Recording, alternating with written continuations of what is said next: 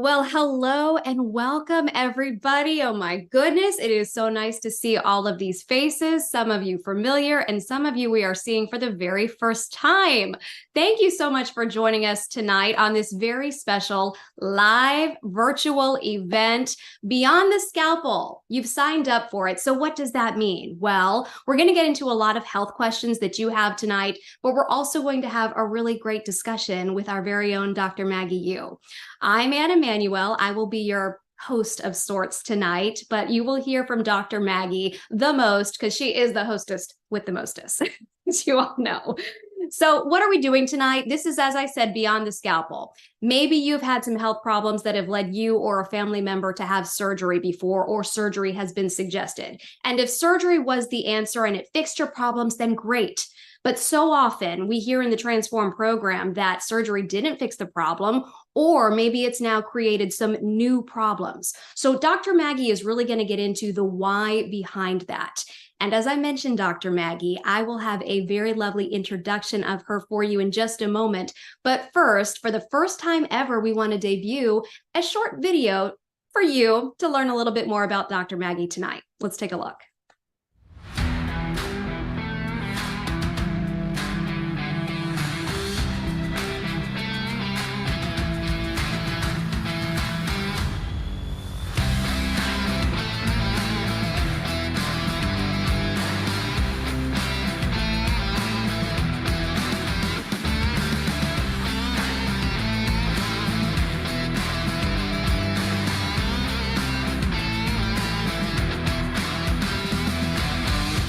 Leaders on the forefront of health is Dr. Maggie Yu.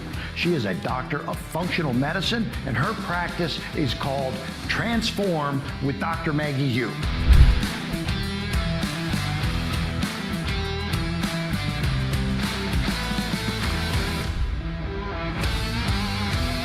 The thing I love about Maggie is her delivery is really sincere, it's authentic, it comes from a really great place because I just know that her heart is there to serve other people. I've watched her care more than us and to give up hope. She would fight for us. She is a friend.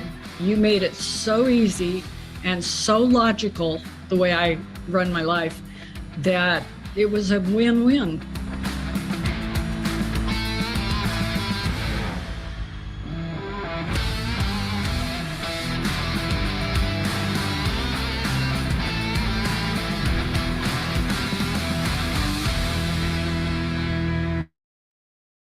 I just love that video so much because it really does give us a taste of who Dr. Maggie is. She is a great connector. She is a great teacher. She is a doctor unlike any you've ever encountered before, and she is a friend to all of us who have been through the program. Dr. Maggie Yu, thank you so much for being here tonight and putting this on for us, Dr. Maggie. And for everybody who's joining, this is what it's like to be in the program. You're getting a little taste of what it's like to get to come and hang out with Dr. Maggie and have her answer some of your questions. And maybe she's even going to crack some health cases tonight. What do you say, Dr. Maggie? I would love to crack some health cases tonight. So without further ado, welcome everybody. I wanted to, a couple things. If you all of you guys have already filled out the poll in the beginning. I wanted to just go through some rules of engagement, some of the ways with which we engage when we are having one of our transform experiences with people that we work with. Number one is, let's look at your name.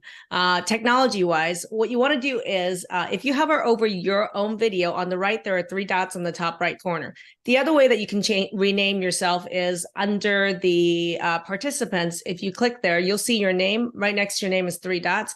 What I would like to let you guys know is make sure that if you're an alumni in the program or you're currently in the program, put a capital A- next to your name so we all know who you are. I would love that because you're my student teachers in this class. So I can't wait.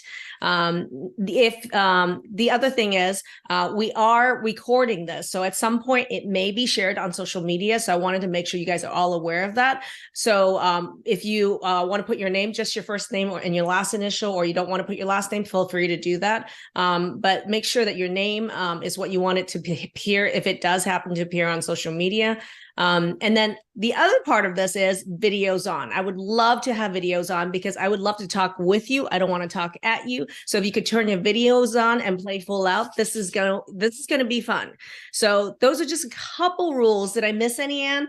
No, but we just really want to encourage your engagement. This is a unique opportunity where Dr. Maggie gets to see you face to face. So if you have questions, if you have comments, I'm going to be watching the chat. And if I see some questions come in, I will try to present them to Dr. Maggie as we go. So just really, we're going to have fun. Also, you want to tell them about the fun we're going to have. There's going to be some surprises during this. Okay, I'm just gonna let you guys know when you stay till the very end, there is a prize involved, and I'm just letting you know in the middle. Yes, there will be things that are happening that we shall not mention yet. Okay, so there's gonna be a Little teaser there for you. right? Right. It's going to be a fun night. You're going to get a lot of information, but you're also going to have a lot of fun. And that's really what it feels like to be in the Transform program. I speak from experience as an alumni. You do have fun and you do learn a lot. So buckle up. It's going to be a good one. Yeah. And I want to open you guys up to chat. Okay. We play full out here. And I want you guys to feel what it's like to actually learn from each other, teach each other, and engage with each other in a community.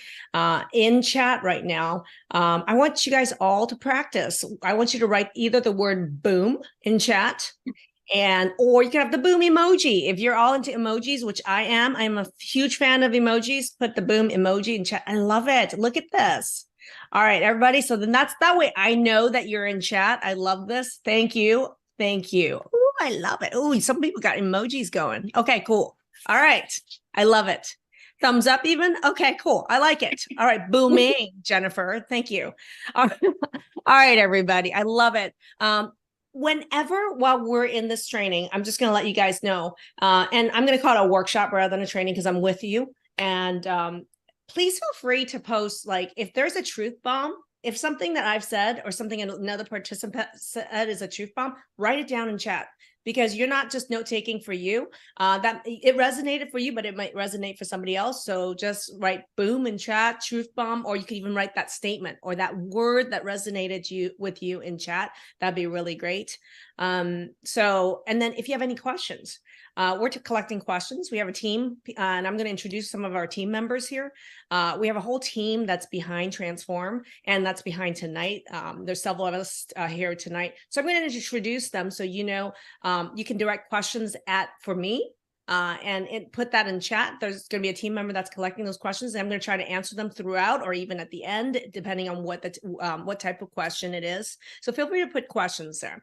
There's also people on our team that you can direct specific types of questions to. So I would love to introduce Rosanna.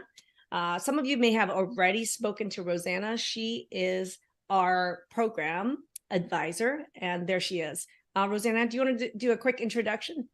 Yes, I'm so excited to be here. I know I've spoken to a lot of you, and I'm excited to have anyone who's new to us experience a little bit of what it's like to work with Dr. Yu. So welcome.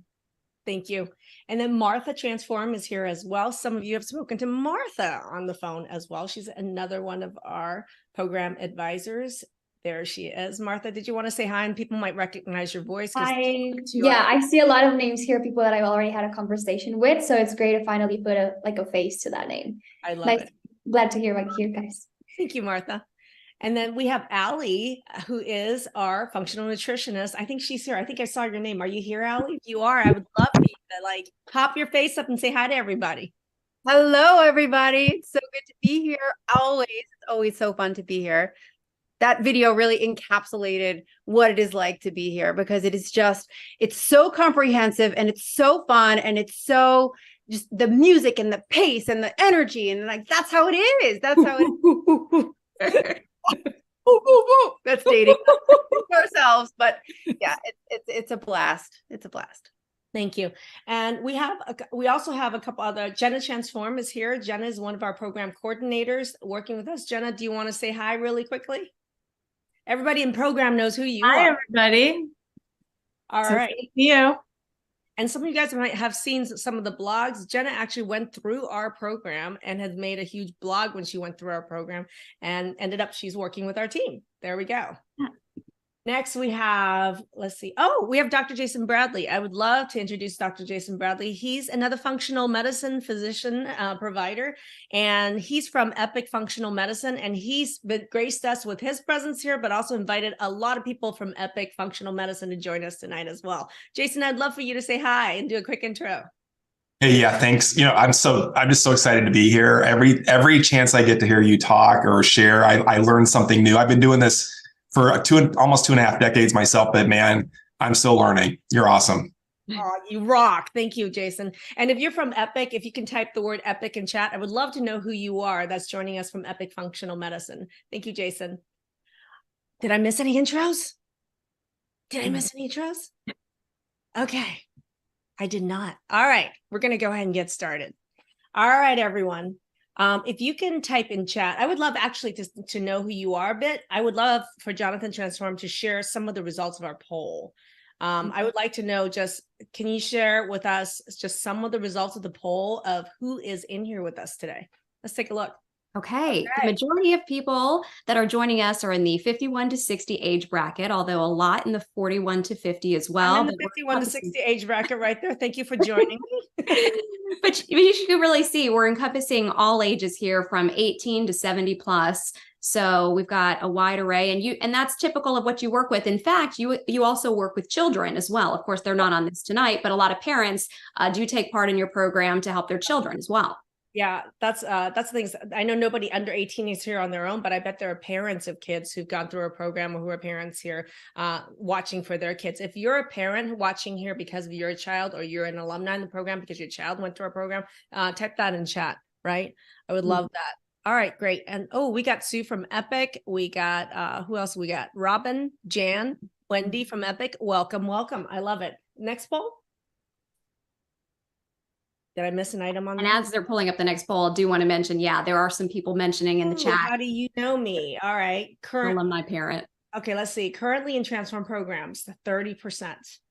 Currently in Transform program, 30%. Previous alumni is 50%. There's 50% alumni. I love this. Interested in working Transform, 8%. Just heard about Transform, 15%. I love it. Longtime lurker, 5%. Okay, who are you, longtime lurker? Type it in chat. I'm going to out you right now. Who's the longtime lurker? 5%. There's 4 of you. That's a longtime lurker. Type it in chat. I want you to be outed. We have to give love to the longtime lurkers, because I was a longtime lurker myself, a long time lurker before I decided to lurk. There's a lot of us that really sit on the pot for a long time. I love it. Dana, Lando, alumni mom. Love seeing you, Dana. Thank you. Amanda, alumni mom. Love you, Amanda. Thank you. Nancy. Let's see. All right. Great. Oh, there's some longtime lurkers being outed. Is that you, Olivia?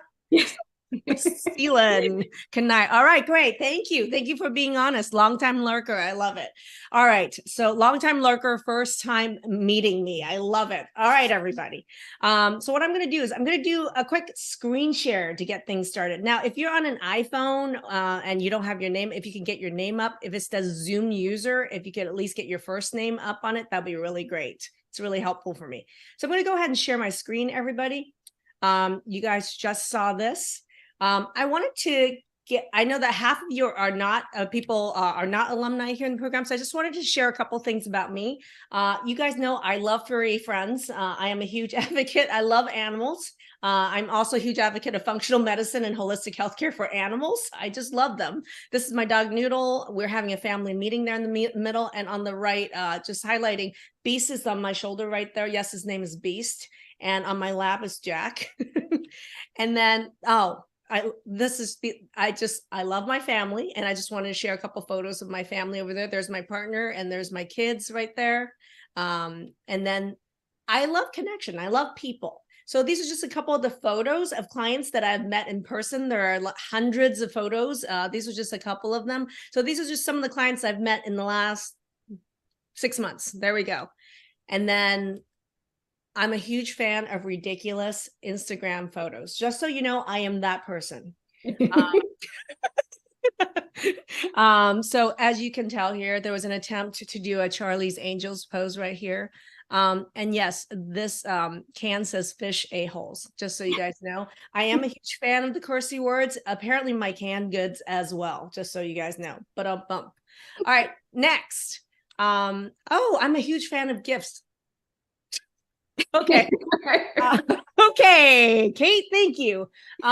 This is we have a saying in our program, and alumni will know this. When somebody in the program gets something right, we call it winner chicken dinner, and they get posted and celebrated in our program group, in our program. And there's always they're the winner of one of these ridiculous memes. So it says winner chicken dinner with their name on it, and I'm apparently the subject of these memes, gifts. Oh.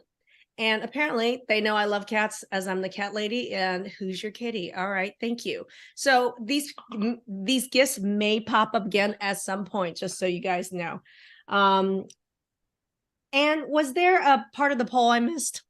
Yes, there was the last part of the poll. I don't know if you can pull it back up, Jonathan, but it showed what kinds of surgeries that people have had before. So if you just scroll down on that, you can see, have you had any of these surgeries? And 61% of people here tonight have in fact had their gallbladder removed. So that is a huge amount. We've had joint surgery, 36%, hysterectomy, 32%, and then thyroid and bowel surgery, both at 4%.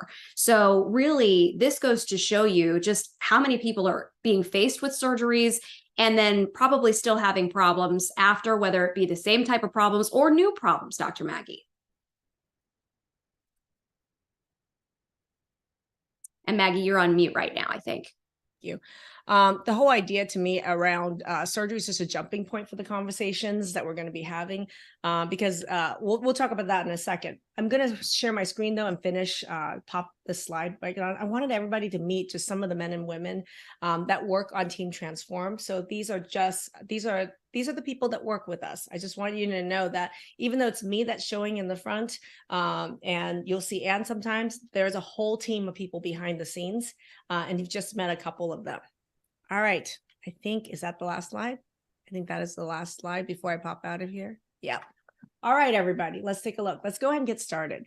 I wanted to use the idea around surgery to be a very approachable topic with which people can learn more about what are some of the underlying root causes. So I'm going to get started first with just talking about the people you brought up, Anne, the people who've had gallbladder surgery.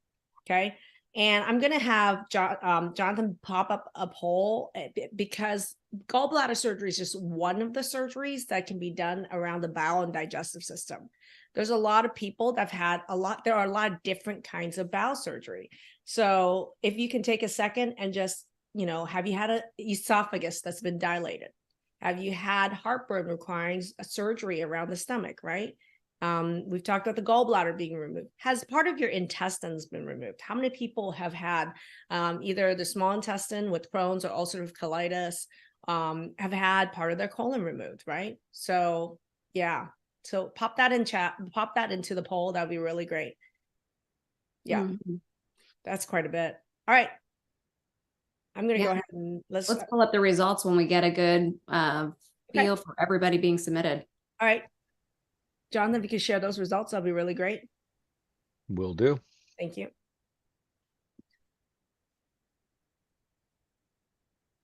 And other people are putting in the chat the various surgeries that they had along the way too. But wow, look at this. Yep, 74% now with gallbladder.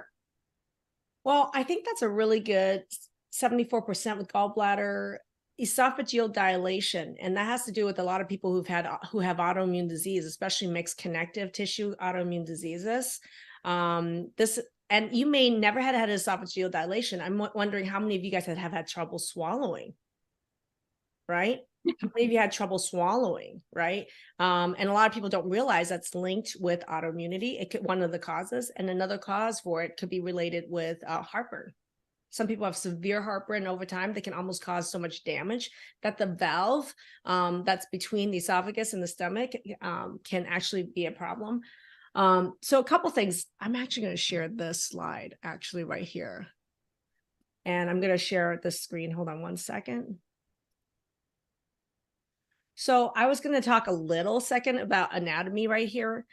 There are one of the things people don't realize is there's actually, when we're looking at anatomy wise, what are all the pieces of the gut that's involved from the mouth all the way down to the stomach here. And right here, the esophagus is what connects your throat and your stomach. right? And then from your stomach, it goes into the small intestine. But before it goes to small intestine, right here in this area is a really important area where the liver's there. This green little area here is your gallbladder. And I just want to explain that it is there for a reason. And it's there for what? I'm going to ask all the alumni who've been trained in digestion to answer in chat right now. What is the major function of the gallbladder? Okay. The liver is involved too, but I want to know, and I'm going to say, who are the alumni that know what is the gallbladder designed to do, right? Amanda's jumping in. Jody, Jody, good to see you. Love it. Ooh, yep, there we go. And digestion, fat digestion, right? And then if you look over here, the pancreas is also there, right there. That's the little leaf looking thing. And that one also secretes into the small intestine to help with digestion. Okay. And then down through the small intestine and then all the way back to the large intestines and then out through your stool. This is the whole this is the whole digestive system that we're talking about. And there are many steps that are involved. Yeah. And so a couple things. Why do you think people need, let's think about what are the underlying reasons. And this is a conversation. Of all the people who've had gallbladder removals, do you know why you needed the gallbladder removed in the first place? What is the underlying problem that caused you to need a gallbladder removal in the first place? Type in chat. I'm all about root cause. You got to understand why. Like, what's wrong? What's the problem? Gallstones. Okay. Someone says gallstones. Someone else said inflammation. Okay. Another vote for stones. Someone had polyps in there. Someone says inflammation in there. Okay. What do you think causes gallstones? What do you think causes polyps in a gallbladder? Anyone know? Someone thinks hormones. Someone thinks cholesterol, animal fat, eating too much fat. Someone thinks bacteria. Interesting, right? The number one cause, okay, backup fluid. Interesting. Who said backup fluid? Ooh, Fern. Okay, kind of right. All right. So one of the underlying problems is that when food goes through from your stomach into your small intestine, then there are hormone signals to your gallbladder that says, oh, there's fat in there. And your gallbladder will squeeze its contents out into the small intestine digestion. But what happens if any part of that process where the liver makes these bile salts, it goes in the gallbladder. And if the gallbladder, let's say, doesn't squeeze very well, there's a hormonal misconnection between the bowel sensing the food and your contraction of the gallbladder. Let's say it's a weak contractor. Then what happens? It's stagnant. It sits there. And then it causes what? Gallstones.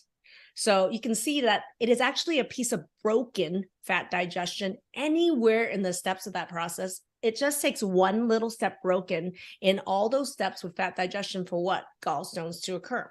So broken fat digestion is the reason why you have gallstones. Why do some people need surgery? Well, those gallstones, what happens is that when it squeezes, it can actually sometimes block the little tube that's supposed to come out, like the neck of a balloon. And when it blocks that area, then that's why people are answering. Some of you guys talked about backed up fluid. Some of you talked about bacteria. You're right, but it's a result of the gallstone getting stuck. Okay. And so that's the problem, right? And then when it starts to get stuck or it's like little pieces passing, it causes pain. And then you go to the doctor and they say, oh, it's the gallstone. That's the problem. Let's remove the gallbladder. Okay. I'm going to ask you something about the scenario. Okay. Once you remove the gallbladder, if you needed surgery, okay, and let's say you could, my question for you is, what happens to fat digestion? What do you think happens to the underlying problem of fat digestion in the first place? When you remove a gallbladder, does that fix your fat digestion? Hint, hint. And curiously, I'm curious to know, did your doctor who removed that organ have any kind of discussion with you about digestion after removing that organ? That's the problem in the first place. Like this is the thing that doesn't make sense to me, but it's the idea that if you go to a surgeon, you're going to get a surgery. That's their only job, is to tell you whether you need a surgery or not. They don't care. They don't understand. They know nothing about your fat digestion, right? And to me, actually, someone wrote this is super smart. They said that it actually made them worse. So what happens is you remove the gallbladder, you no longer have the pain from the stones, but now your fat digestion is what? Even worse. Even worse. So then what kind of problems occur when you have almost no fat digestion? Do you guys know? Does anyone know? And some of the alumni might jump in. What would happen to you if you don't digest fat at all? And someone said toilet run. Fern already. Fern's coming in with some strong answers. I haven't met you, Fern, but you got some good answers going on. What happens, right? If you don't digest fat at all? If you don't digest it, you ain't going to absorb it. So what's going to happen, right? Evie says and this is, this is alumni. This is what they had problems with before the program. They'll have stomach pain. They may even have diarrhea, right? Common diarrhea. Shit that floats. I like it, Monica. You're right, right? When there's a lot of undigested fat in your stool, guess what? It floats. How many of you guys have floaty stools, right? That's a sign. Lisette says dumping syndrome, right? A lot of problems, right? And then the other thing is that when you don't digest the fat, you're not absorbing it into your body. Do you know what those healthy fat molecules really do? Someone mentioned hormones a lot earlier. They were right. So here's the thing. Your hormones, you can't make hormones unless you have these healthy fats, healthy fatty acids that come in. The basis of the hormone molecules are actually these essential fatty acids, omega-3 fatty acids, that you can't absorb if you've had your gallbladder removed and now you have almost next to no fat digestion. So I'm going to ask everybody who's had a gallbladder removal, and this is just an example, like anybody else who had bowel surgery, also type in here. What kind of problems, health problems developed after you had the bowel surgery, right? At the time, we as the surgeons congratulate ourselves and say, we got rid of the gallstones, the cause of the gallstones, and you're good, you're gone, right? You go to a surgeon, you're going to get surgery. But what happened after that? I want to know what are some of the downstream effects that happen, right? Well, Dawn's saying high cholesterol, Elaine, IBS, irritable bowel syndrome, poor digestion, low hormones and weight gain, ulcerative colitis, the development of Crohn's and ulcerative colitis, autoimmune diseases. Can removal of a gallbladder, this is a good question. How many people here have an autoimmune disease that was triggered post-surgically? At least two. At least two already in chat. Many autoimmune done, right? Coming in. There's a huge link, by the way, between the trauma and the trauma of any surgery will trigger huge hormonal shifts, huge blood sugar shifts, huge shifts in the bacteria in your gut. And those three are the biggest triggers of autoimmune disease. Someone else said they were triggered by a hysterectomy as well. Right. So I'm just giving you an example where we need to train physicians to think deeper. Like for me, if any of you are ready, like let's talk about what are some of the major symptoms of fat digestion problem or any digestion problem. I mean, I would like people to type it in chat. What are some of the major symptoms? Alumni can jump in, or anybody that knows. What do you guys think are some really common symptoms of a digestive problem? Not just the gallbladder fat digestion problem, but let's list some of these symptoms so you become aware and the light bulb comes on as to, oh my gosh, a digestion problem could be an underlying root cause of some of my health problems. Like, look at this, right? Bloating, gas, heartburn, acid reflux. Somebody even mentioned mast cell. Who's that super smarty pants? Olivia. Right? Like how many people here, right? All of the above, Dawn is saying, right? So I'm here to tell you that one of the things that I spend a lot of time in all our programs to really talk about and teach is just how big of a problem underlying digestive breakdowns are. And I can tell you right now, people are like, where does it come from? Well, genetically, that happens a lot. Like if you talk about fat digestion problem, it's very interesting. Did you know that do you guys know who's the most common person to get a gallbladder removal? If you look at everybody on earth, statistically, who's the person that's going to be most likely to get a gallbladder removal? Is it a man? Is it a woman? How old is that person? Do you know? Somebody's guessing female. You think female? Age 30 to 40? 40? Oh, Elisa. The doctor answers right. It's the 40-year-old woman, specifically Hispanic. Okay. Not that other women don't get it, but Hispanic women around the age of 40 is the most common person to get a gallbladder removal. And what I'm telling you is that there are certain tribes, certain cultures, certain genetic pools where there is a certain step that might be broken that's more common, let's say. And then these huge hormone shifts around perimenopause for women can really cause some of these digestive problems, bacterial shift problems to get a lot worse. So hormones is really coming into play. It's not just digestion by itself, but digestion and hormones, there is a big connection. Typically, digestion, sometimes symptoms get even worse for a woman, sometime around late 40s. That's really common. And then, yeah, Tyler too, like for a man as well. And for men, it can happen anywhere around the age of 40 to 50. There's a huge hormonal shift, but it can happen for men as teenagers, late teens. You see the onset of autoimmune disease. There's almost like two little bumps. One bump is for men is around the age when hormones are really shifting. So around the late teens, early 20s is one point for men. And then the other point for men is around the age of 45, right around there as well, right? So yeah, therefore, digestion, there's a big connection with that. And for me, I like to spend a lot of time like thinking through, like some of you might be on the fence where you're like, I've been told I need to have certain type of bowel surgery. And I'm going to tell you, just as something valuable for you guys, is to think through, and I'm just going to pull this slide up again, is that underlying causes of a lot of these surgical problems. Those of you who've had heartburn surgeries, do you guys know that the major reason that people have esophageal dilation, stomach type of surgeries, is because stomach acid problem, and it's low stomach acid in their stomach. So some of the steps in digestion, here's an overview, is mastication means chewing the food. So if you take every bite and you chew it 10 times, it makes a big difference. If you drink a sip or two of water, that also aids in digestion with each bite. And then think about stomach digestion, acidification. So really acid. I think it's an epidemic of low stomach acid to most of your health problems. And if there's somebody in the audience that where everything I'm talking about is resonating with you, and you're starting to make the connection that you may have a big digestion problem and you think it may be linked to some of your symptoms, type it in chat. I would love to pull a case from the audience, and I would love to crack your case and show you exactly how these things are connected. Type it in chat if that's you.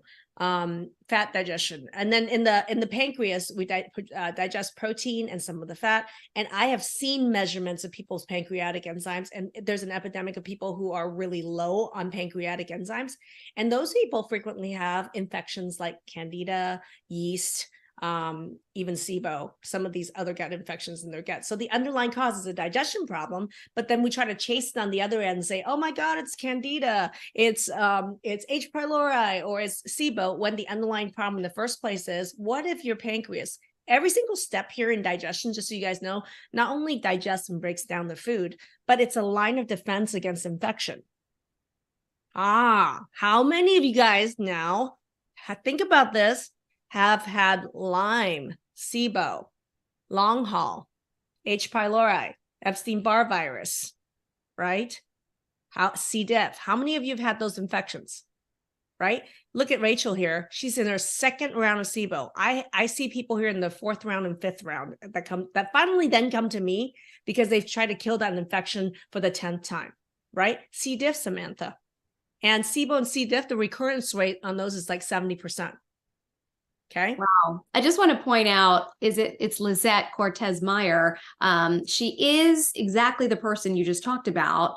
40 years old, Hispanic woman, had her child, and then let's had pull you up. Lizette, would you like me to help crack your case, Lizette? If you can, let's do it. All right, let's do it.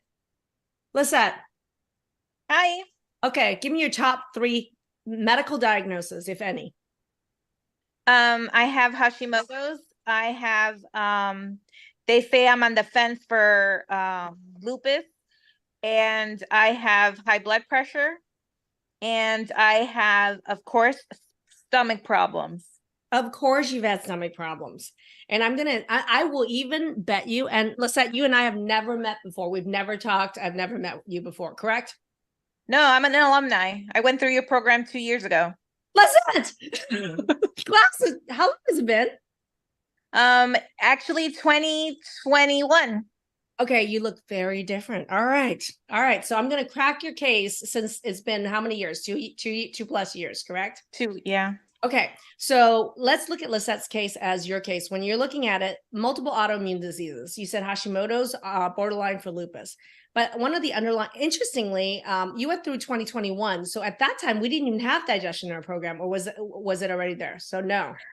When I went through the program, you weren't doing the, I think you're doing a You didn't program learn about now. digestion. You didn't see the slide. You didn't learn about digestion. Yeah, no. Because we're always adding new information and training into Yeah. the program. Okay. And so this is interesting because I will tell you right now how I would look at Lisette's case is a couple things.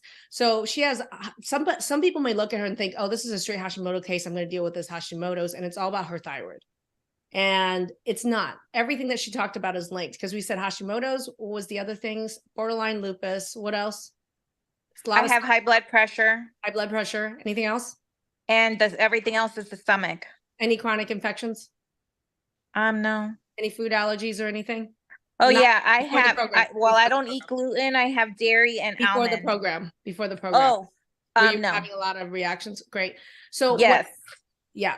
So we're talking about digestion here, and Lisette actually didn't learn about digestion when she went through the program, because this is new. We only introduced it around 2020, end of 2022, I believe. So a couple things is that I will tell you right now, I wouldn't be surprised if in her history she's had heartburn. Okay. I wouldn't be surprised in her past medical history with the heartburn that she was probably treated with either Zantac, Prilosec, or recommended by a doctor to take something like that, or maybe she took it herself.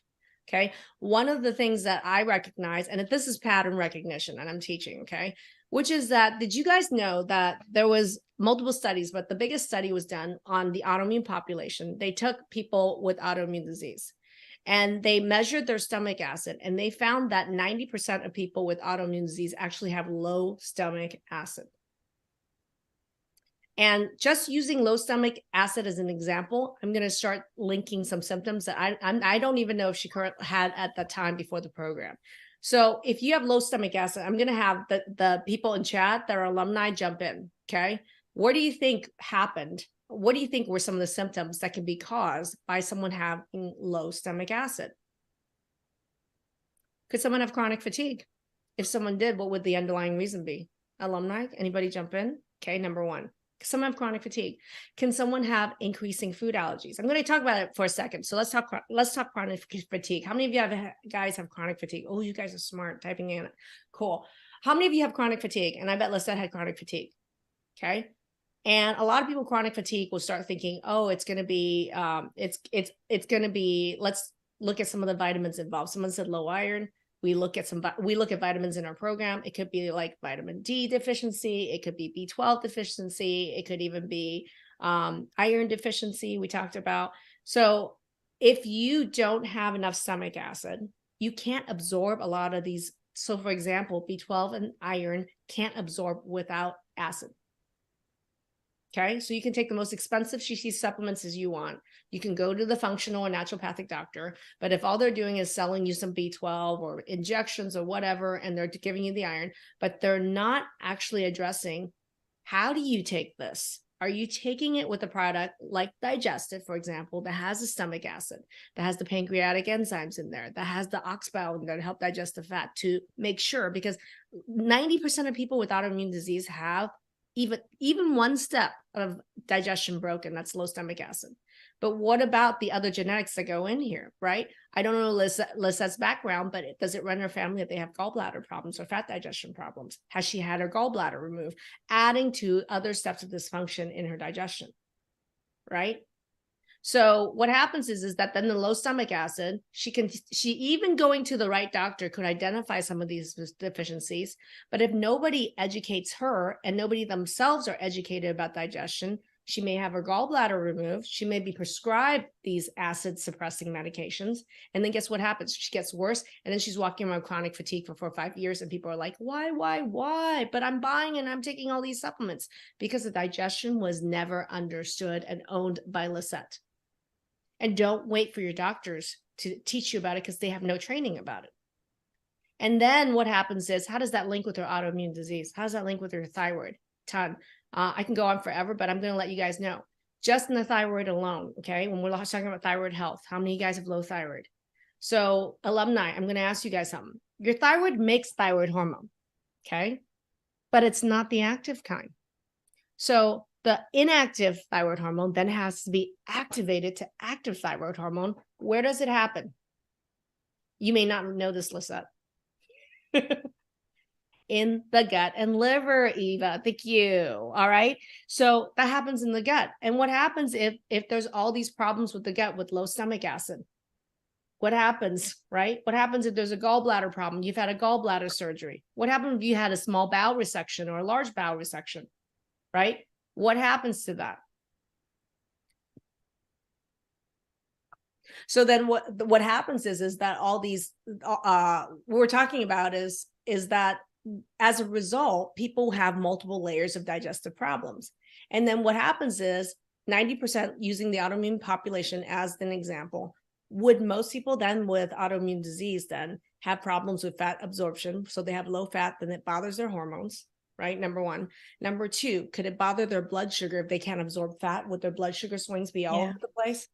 And I think, Lisette, I wouldn't be surprised if blood sugar swings was one of your biggest problems. Yeah. And people don't think about that. If I have a digestion problem, then I'm going to have a blood sugar problem.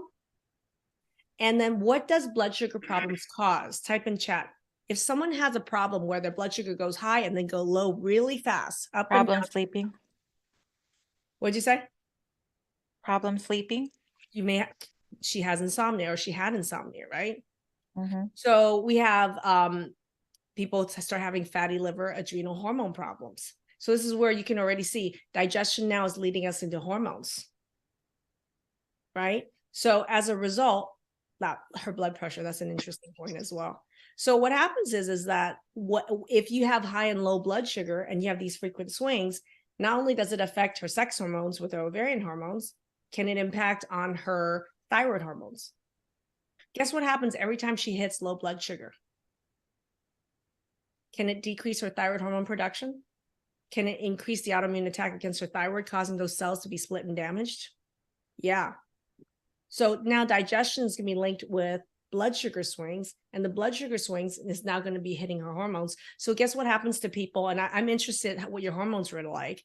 Guess what happens to people with Hashimoto's who have digestion problems? What happens to their sex hormones or their adrenal hormones? Type it in chat if you know. Right? Lisette, what happened with your hormones when you were in the program? Oh, they at the beginning they were crazy. You told me I had the hormones of an 80-year-old woman. So, and how old are you, in your 40s? I'm actually 52. Yeah. Okay, you look good. So Thank you.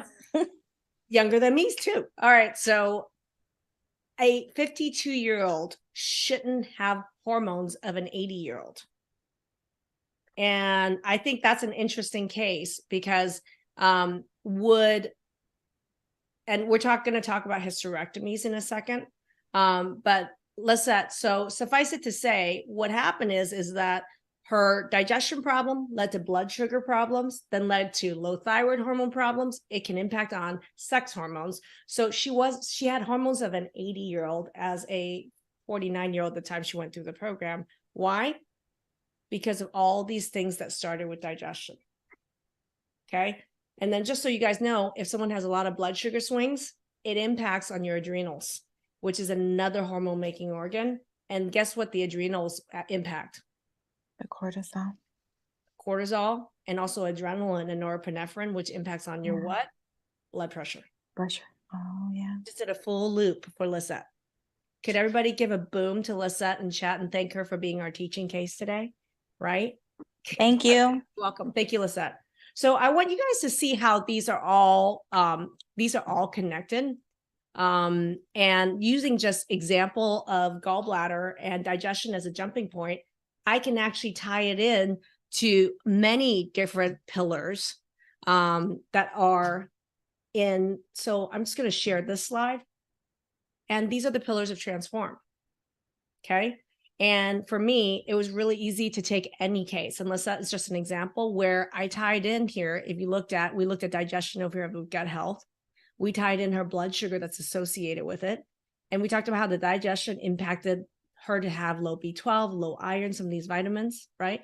And then how all of this, also the blood sugar impacted on her ability to make her hormones. And she ended up not just having Hashimoto's and borderline lupus, she had the hormones, sex hormones of an 80-year-old. And then adrenals that were triggering blood pressure swings like crazy as well. We tied in her cardiovascular health. I didn't even talk in here about the role of food allergies and what food mapping does. So I can tell you right now, a part of this, when we're talking about digestion, right? You got to digest the food you eat. But what if the food you ate was also food you were intolerant or allergic to? Boy, would that cause some additional inflammation? Would that cause some digestion problems?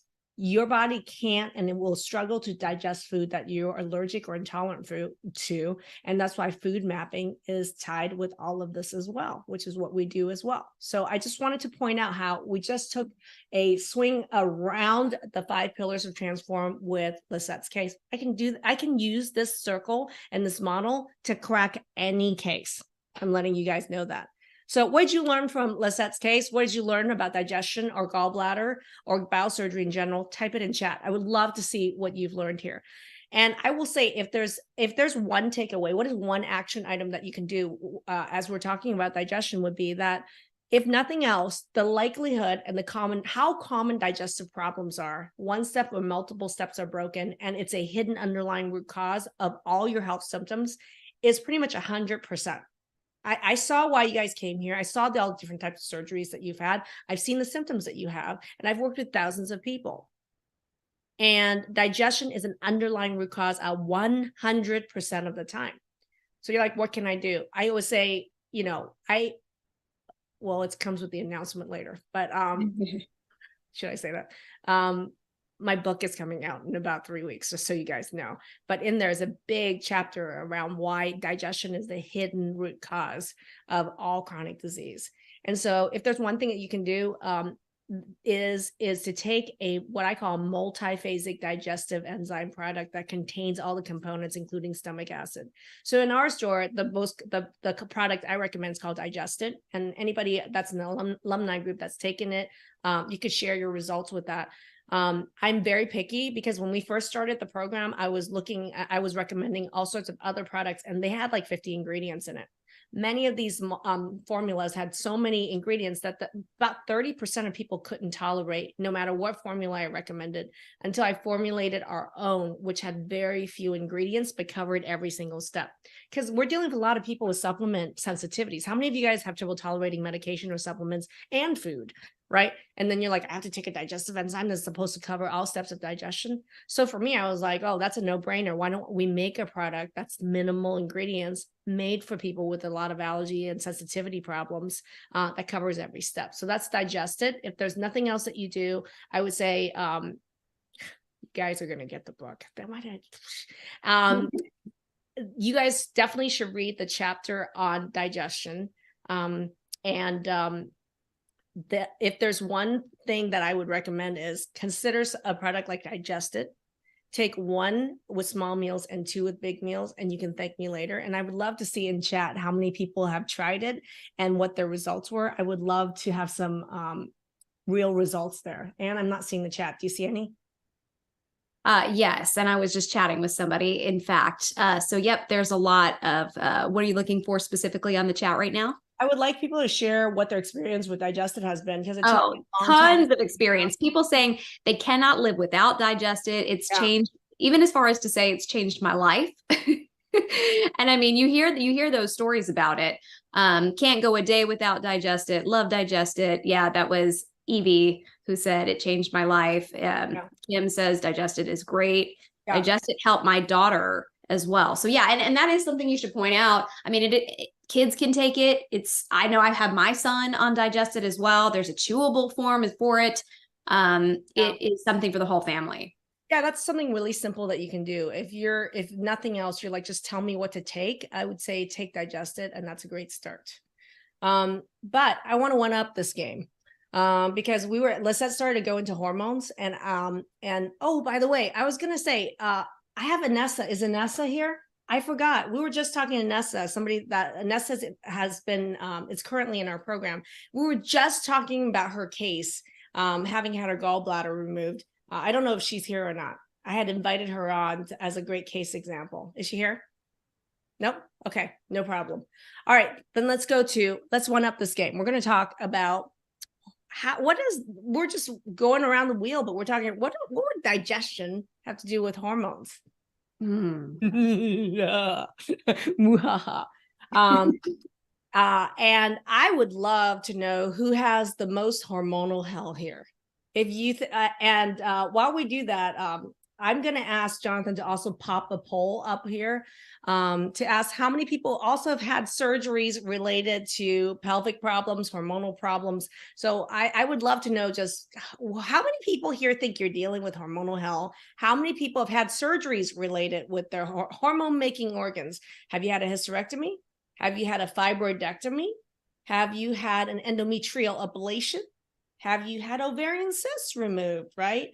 And then the rest of you who haven't had any hormone surgeries, I mean, that's like a end organ, end stage problem that you have to get all these surgeries. But let's say you have hormonal hell. I would love for you could even take 30 seconds to describe your hormonal hell in chat. I would love to understand and hear what your hormonal hell is, and we could pull up a case of hormonal hell. All right, Jonathan, let's I'm here. What? I'm here. I'm sorry. I'm here. Oh, that's okay. We'll come back. All right, everybody. So yeah, let's share the results of this poll. I would like to take a look here. There you go, Dr. Maggie. Okay, so 59% of respondents said hysterectomy. Then the next highest is an endometrial ablation. We also have a pretty high percentage of both ovarian cyst removal and fibroidectomy. So yes, we're getting a lot of pelvic surgery. And then I'm seeing, how many comments do we have for people who are trying to qualify themselves for the worst hormonal hell in this training tonight? Many, many, many. We have men and women chiming in about being in this hormonal hell. Yeah. Okay. So what I'm going to tell you guys is that a couple things is that why do people need hysterectomies? Why do people need their whole uterus removed? Why do people get fibroids? Like fibroids is actually a growth of a tumor in the female uterus, which is the womb organ, right?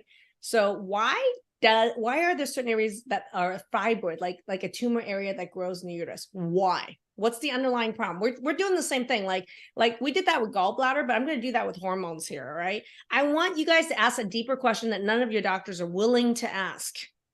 Okay. Well, look at Samantha. I think Samantha might be a good case for you. Now, Samantha, she doesn't have alumni next to her name, so I don't know if for sure she just didn't put that or not. But Samantha had stage 4 endometriosis. She had 3 laparoscopic, how do you say that word? Laparoscopic surgeries. Yes. PCOS, high testosterone and estrogen, bled uncontrollably before my hysterectomy. Okay. So what I'm going to do is I'm just going to share a quick, we designed our program for all types of learners. So I am a visual learner. So I want to make sure I do pop up some visual learning for you guys. All right. So I want to show you guys that what none of your doctors are willing to ask and are educated in are what are the underlying hormone patterns that produce these symptoms and disease and imbalance. What are they? Right. And I'm just listing a couple, right? So there's estrogen dominance. There's something I call low everything. Some people may have low estrogen. Some people may have low testosterone. Many people may have actually PCOS or hidden PCOS. Okay. And there's many shades of these patterns. I just want you guys to know. And I am willing to bet you right now, none of the doctors, I would say 99% of doctors that you have begged to test your hormones, that you've gone to go to see for these problems, understand what you are seeing on the screen right now. I have heard doctors say valuable information, Dr. Maggie. Like anybody who's watching this, if this is the first time you've seen this, let us know this checklist. You've never seen anything like it before, and you may want to go ahead and take a screenshot of this so you have this, because thank you for sharing this information, Dr. Maggie. You won't get this anywhere else. And I'm going to tell you that if you are interested in a hormone balancing guide and a checklist, type your name in chat. Or actually, you know what? Message Martha Transform.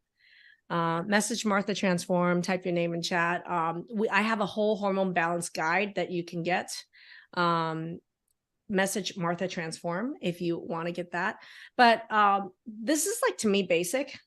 this is Hormone 101 for functional medicine doctors, but your regular doctor, your gynecologist have never seen this. They don't even understand what it is. I have seen gynecologists, well, I have seen every gynecologist I've ever met except one doesn't believe estrogen dominance is a real thing. And I'm going to be like, bullshit. Okay. I'm a fan of the cursey word. So if you don't like that, I'm sorry. But it's just bull. And now here's the problem. And we'll get back to Samantha for a second. Okay. If the underlying cause for most of the time a hysterectomy is because of uterine bleeding, too much bleeding.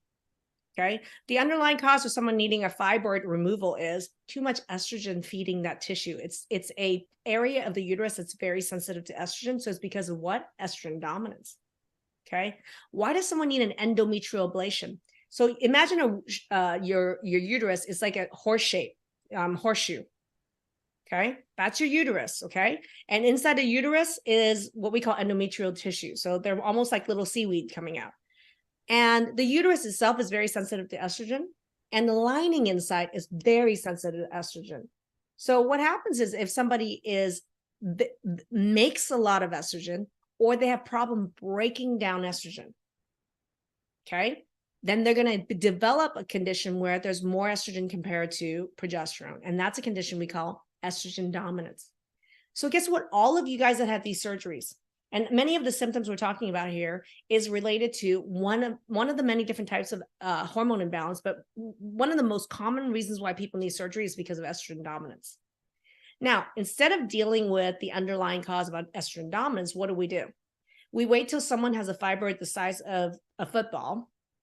We wait till someone's bleeding to death like a stuck pig. And then we say, let's just remove the organ. What happens? What happens? Just like you don't deal with digestion and you just remove the gallbladder. What happens if you just remove an organ like your uterus, or remove the fibroid and have the endometrial ablation? What happens to the underlying hormone imbalance in the first place? Anyone know? More hormone problems. They stay estrogen dominant. This is really common. That's really smart. Daniela, that's super smart. What happens is that I've seen so many women have hysterectomy, and their ovaries might be intact or might not be intact. But let's say they left the ovaries in and it's the partial hysterectomy, right? Then what happens is the estrogen dominance is caused by the ovaries that are making those hormones, right? That didn't go away. The uterus went away, which is one of the targets of that problem, one of the end targets of that problem, just like the gallbladder went away. But the underlying problem is sitting right there in plain sight that nobody has dealt with, which is what? Estrogen dominance. And the problem is that they don't know how, the doctors don't know how to test hormones. They don't know there's even a pattern called estrogen dominance. And they don't know what to do with it. They're like, so what if their estrogen is high? There's nothing I can do anyway. And that's another, what I call bullshit. Why? Because there's literally a million things that you can do for estrogen dominance. Number one, improving your digestion. I'm looping it back. Do you guys like that? Do you like that? It's coming back. It's coming. Wait for it. Wait for it. It's coming. So how does digestion cause people to have worse estrogen dominance? Well, I'm going to show a little graph. The visual learners here, you guys are going to like this. Okay. Let me just show you another image and system that I created. So this is a way that I created to teach clients in our programs what happens, why would digestion even cause a problem with estrogen dominance. So I'm going to teach you guys this, and I'm telling you right now what I'm about to say, 99% of your doctors never learned. So your liver makes cholesterol, okay? And your sex organs will take the cholesterol organs. Your liver sex organs will take that cholesterol, turn it into progesterone, one of the mother hormones, which then converts to testosterone, which then converts to estrogen, okay? Hormone creation pathway your doctors don't even learn, okay? Number one, you're learning that.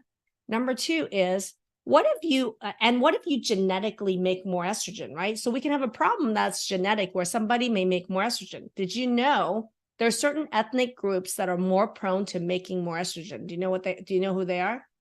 So African American women are really the person that's the highest risk for getting a hysterectomy is an African American woman. Why? Because there's a genetic involved here where they are like, I haven't met an African American woman whose hormones are reviewed didn't have estrogen dominance. So I'm batting like close to 100%, probably 99%. And yet none of these women have had their hormones even checked. Nobody even understands there's an estrogen dominance problem. And it could be even in this pathway. There are enzymes responsible for turning progesterone and testosterone. There's an enzymes right here.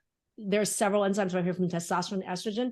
What if they genetically have really fast that enzyme? So then they constantly shift that testosterone straight to estrogen. Would it build up for somebody? The answer is yes. So they could be a production problem. And then I'm going to show you a breakdown problem. And this is science, and I want it to make so much sense. These are very difficult concepts, but I want to ask you guys, is this easy to understand or is this hard to understand? Does it have to be easy or does it have to be hard? Okay. So write down, if you think this is so far, it's clear and it's easy, write down easy. Okay. Write down easy in chat. Tell me. So what happens then is the other step. Once you make the estrogen molecule, it has to break down. And think about this section as your bowels, your digestion, going out, elimination. What happens there, right? How does it break down, right? How does your body break down hormones? Well, there are enzymes, there are work in the liver that's responsible for breaking down these hormones, right? So the estrogen and the estrogen breakdown hormones will pass through the bloodstream to the liver. And remember how many of you guys, we were just talking about when people have blood sugar problems, when people have a lot of high and low blood sugar, what happens to the liver? How many, and a lot of you guys don't even realize how much blood sugar problems is connected with your health problems. But what happens if you have a lot of high and low blood sugar, meaning that high blood sugar to turn low, that sugar has to go somewhere. What happens? And our alumni are chiming in. You've taught them well. And they're saying fatty liver, Dr. Maggie. Huge problem with fatty liver. Okay. So all of you guys that have hormone problems, have a lot of blood sugar problems, have a lot of digestion problems. And what happens is, in order for that blood sugar to go from high to low, it has to turn into fat. Turns into glycogen, it turns into fat. Where does that fat store? In the liver. So you guys don't realize the digestion related to blood sugar causes these huge blood sugar swings, causes fatty liver. And if it causes fat to deposit around your liver, Rosanna's right, poor detox pathways. All of you guys with hormonal hell cannot detox and break down your hormones and your toxins. This is why you're so damn sick. So this is really important to understand, which is like, it's not just like, oh, go take some magic supplement for your liver. Okay. This is like, what are the underlying things that are causing this fatty liver, causing the buildup of this estrogen or other hormones not to break down? Those of you with PCOS, polycystic ovarian syndrome, you have buildup of testosterone and other hormones. Yeah, Rachel, love the truth here. Thank you. And what's one truth that's like a truth bomb? Type it in chat, right? And Kathy is saying that I have detox genes deleted. I'm going to tell you right now, the reason a lot of you guys are sick is because genetically, you may have certain parts of your genetic code that has a broken step in detoxification and hormone breakdown, right? And Lewis is like, what if your blood sugar is always normal in a test? Why would a one-time spot sugar test on a blood test tell you where your blood sugars are really swinging around all day? Completely inaccurate, completely not helpful information, right? And then Inessa says, before the program, my doctor wanted to put me on cholesterol medication. Well, why does she have high cholesterol and cardiovascular problems? Blood sugar is turning into fat. Think about that. The cause for fatty liver and high cholesterol is not fat. It's high and low blood sugar swings all over the place. And I talk about that in my book. Fat is the problem. Okay. So then let's talk about this. Then what happens after the liver? The liver is like, oh, I'm going to churn. I'm going to break some stuff down. The stuff that doesn't break down, it keeps floating down to your large intestine. Guess where the second part of the hormone breakdown pathway and toxin breakdown pathway is? In your gut, large intestinal gut, what we call the microbiome. It's like a mini earth of bacteria that is in the large bowel. They do the last step, one of the last steps, which is fermentation. They ferment. They take fiber, they take these hormones, they break it down, and they break it down to less toxic components. And so this fermentation is one of the final steps in digestion. And it's not happening in most of you. So if you don't ferment it and you don't break it down, what happens?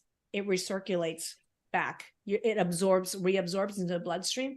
And most of us are sitting here circulating these estrogens, these testosterones, their breakdown products without the proper detox pathways in the liver and in the large intestine to break it down further and take it out.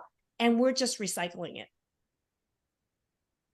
And then we wonder why we have all these hormone problems like estrogen dominance, PCOS, right?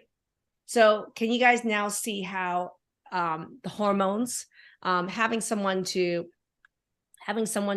test your hormones properly, having someone teach you what these underlying patterns are and knowing what to do about it, right? I bet you, how many of you guys who are not alumni knew that digestion or blood sugar or fermentation had anything to do with your hormone problems? I have a visitor here, a special visitor. Hey, bud, how are you, pups? This is Noodle.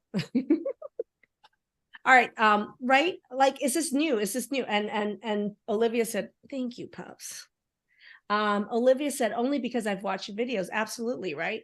So for me, what makes me kind of sad and mad is the lack of training for doctors out there and the availability of true understanding around what it takes to balance hormones. Because it ain't going to be birth control pills. It ain't going to be the surgery. It's not going to be just giving you hormones, right? And I'm not saying those things are bad, but they're not always needed. And 99% of the time, they're not even needed in the first place. And Maggie, there have been a number of questions come in then saying, so if that spot testing of blood sugar is not a reliable way to understand if you've got blood sugar problems, how do you address this? Yeah, and that's a huge pillar in our program is blood sugar mastery. And I think one of the things that people have to understand is, and I have a slide here, but I don't want to break it up, is that what people think are, people have a complete lack. People and doctors don't understand what are hyper and true hypoglycemic symptoms. And this go into the joint surgery part of this. I don't know how many of you guys are dealing with chronic pain, but I will tell you right now, one of the huge reasons why you have chronic pain, no matter the cause, I don't care if it's neuropathy, joint surgery, autoimmune related. One of the things people don't recognize is that we typically have pain flares related with these blood sugar swings times. So what I think is a lack of education that's around is body talking. We don't realize that our body is giving us a whole set of symptoms that are data. We've been taught to ignore our data. Our doctors actually dismiss our symptoms and dismiss you. You're cuckoo for Cocoa Puffs, that you think your pain's related to certain times of your cycle? Really? Are you really cuckoo for Cocoa Puffs, or are they just ignorant? It's so true. And so many people have been made to feel that way. The medical gaslighting, it is rampant. It's really rampant. And gaslighting in general, like medical gaslighting to me is an epidemic. And it's coming from the ignorance of doctors who are well-intentioned but poorly trained. Well-intentioned, poorly trained, not at enough time. All of that. And the compensation model with which we compensate doctors and for them to do their work is to volume. This work that we're talking about here isn't going to come out of volume medicine. If you want volume medicine results, then go to volume medicine, because that's what they are trained to do, is to deliver on volume. And volume means a quick birth control pill, antidepressant, and surgery recommendations. So what do you want? Right? And then a lot of people think, I've had the hysterectomy, or I'm perimenopause, I'm just going to go get some hormones. I'm going to show you guys a result here, okay?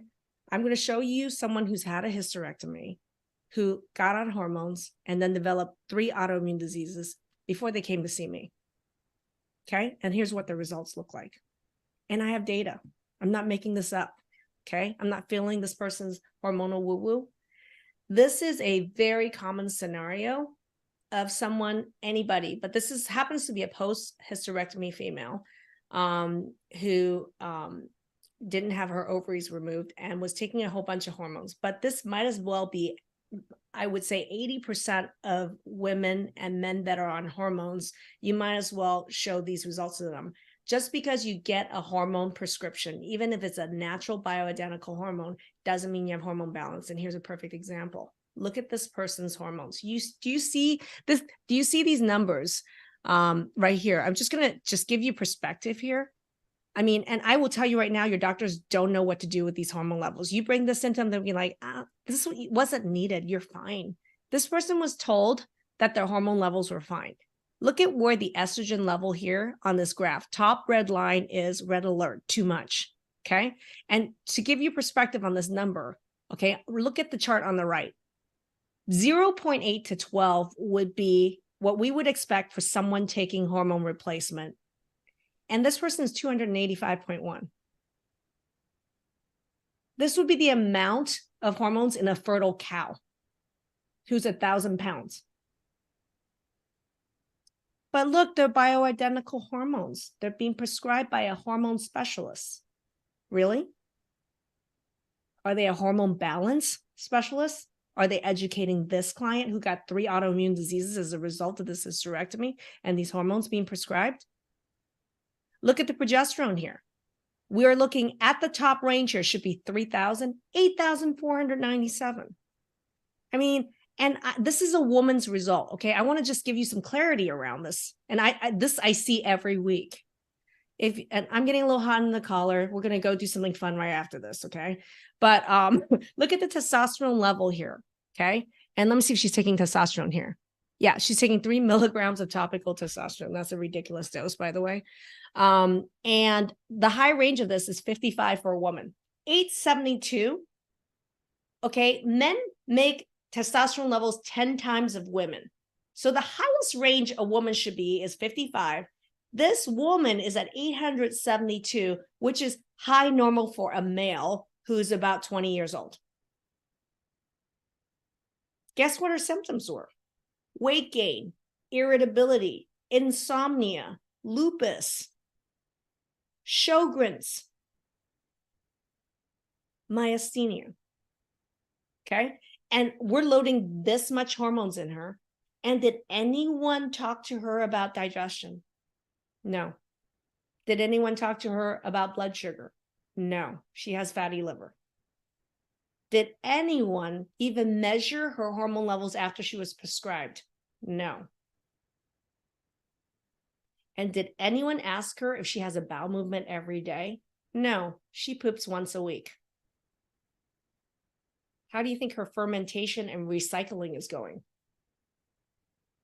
This is the typical case that I see of people who are taking hormones. So then is hormone, like, you're like, oh, then is hormone replacement the answer? It could be if someone really does need it, but at this kind of dosing, this kind of irresponsible prescribing without retesting, right? And then we're also in the age of hormone pellet factory mills of hormone experts who give hormone pellets that have crazy ass high hormonal levels, and it's stuck in your body for like 6 months. And that's typical. Nobody wants to be in the business or in a mission or a movement to educate providers or patients to understand this, because you know why? It takes time and doesn't make them a lot of money. But lining up 10 people to get hormone pellets every hour for 8 hours a day does. So there's a big problem here with how people are, even functional or naturopathic providers are prescribing hormones. And it is in no way about hormone balancing, and it's in no way about you being educated. They're not educated themselves. And it's not about you being educated, being the driver of this, understanding what these results are and what can be done. This person's hormones were straightened out in about 3 months with complete remission on all 3 of these autoimmune diseases over that 3-month time frame. How? Because we walked through the circle and we understood what all this meant, right? So what was the biggest takeaway here? I would like you to jump in. I know we're taking up, I'm spending more time in this because I'm thinking that this is this ringing light bulbs for anybody, right? Oh my gosh, Dr. Maggie, people are saying, wow, you know, they're showing emojis of like that. I've never heard this before. And tying it all back together, you know, we had one comment from Celine saying, you know, my sister-in-law had a hysterectomy. Do you think that's why she now needs her gallbladder removed? It's like we were talking about. So she had a digestion problem in the first place. Right. But then also is connected with her hormone problems, her estrogen dominance, inability to ferment and break down, right? Those hormones. So it's really actually common for someone to have multiple surgeries relating with some similar causes that are in the root cause in the first place. Does that make sense? Totally. And people are just saying, yes, 100% light bulb moments. Do you want to, I have a, we can do something fun. Okay, let's do something fun, everybody. All right, get ready. We're going to go into gallery view. We're going to show everybody in the gallery because I have to see you guys. I have to visually see you because there are rules to this contest. It's a very important contest. So let's get into, let me take a look at everybody here. Okay, cool. Oh my gosh, thank you. I'm so glad I'm seeing everybody. All right, everybody. What we're going to be doing is we're going to be doing a transform scavenger hunt. Now, you have to be on the screen until I say go. Okay? There are 3 very unique and special items that I'm going to have you go find. Yes, Jill, it has to be you. Nobody else can help you. Okay, Liz, yes, nobody else can help. You have to be one. Don't just go direct other people again. You have to leave and you have to go get it and you have to come back with those 3 items. Now, on the line is, I'm going to have, let's say, should we have 1 winner, 2 winner, or 3 winners? What do you guys think? Type it in chat. What do you think? Raise your fingers. How many? 3 winners, Jill? Everybody wants 3. Nobody just want 1? Come on, Rachel. You're not voting, Rachel? You want 3. All right, great. So there's going to be 3 winners. So for 3 items, because 3 is one of my favorite numbers too, just so you guys know. So there's 3 items that I want you guys to go get. And when I say go, you're going to get it. Now you have to get all 3 items and you have to come back to your seat and then type the word back. The first 3 people to type the word back are going to be the winner of a $50 gift card to the supplement store, MYMD shop. Okay.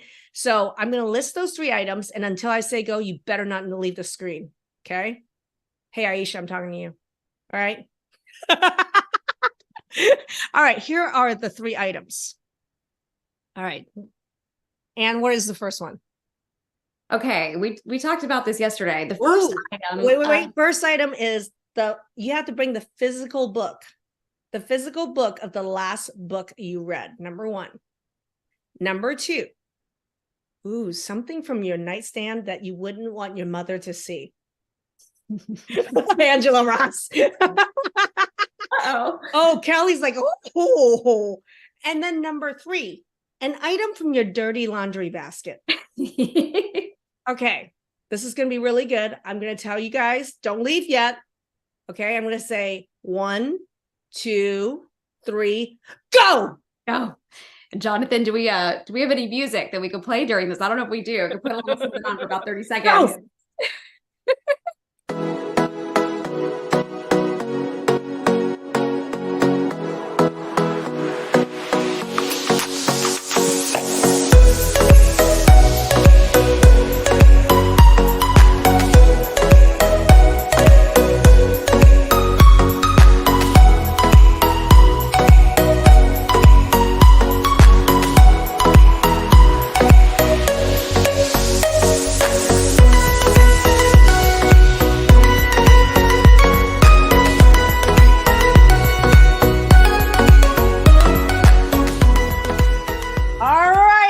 We've got some winners. All right, everybody get back in. I know Samantha's like, that made me run. I know. Aisha, you ran. I saw that. Okay. John, yeah, I saw that. You did it. Some people are like the Flash over here. I don't know how they were able to do this so quickly, but well, we're gonna figure this out because we're gonna have to vote if their item is legit. Who are the top first 3 people? Let's take a look. The number 1 is Britt. Britt chimed in first with the word back. So let's go to Britt's items. Wait, first. Hold on. We got Britt, we got Deborah Pham, and we got Aisha. Really? Okay, we're gonna highlight. Let's put on screen Britt, Deborah, and Aisha because we're gonna show these items to see if they legit won this or not. Okay. So let's get to okay. All right. Let's have Britt. Let's have you unmute. I would like you to show me the 3 items because you got to really earn this. I want to know that you legitimately wrong. Is this legit? What's the book? It's legit. Natalie Jill's Aging in Reverse. I like it. It's a good book. It's good. It's really good. Awesome. Number 2, something on your nightstand that you wouldn't want your mother to see. Seriously, she would have a fit. These are spicy Cheetos. Your mother would have a fit over your spicy Cheetos. Okay, all right. That is okay. That legit could be mother-inducing fury. All right, and the third item, it's a dirty item from your laundry basket, is you waved it rather fast, but it looked like Hey, you asked for it. Undies. Okay, it looked like granny panties. You got it. All right, everybody, give it up for Britt. She is winner number 1. Yes, thank you, Britt. Congratulations. Martha will be getting your email and chat. And did you mention what the prize is? $50 gift card to the MYMD shop. Maybe to get the digested, you guys.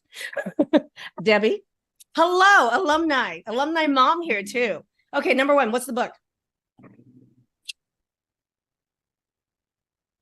What is it? Tatis Karazian. Why isn't my brain working?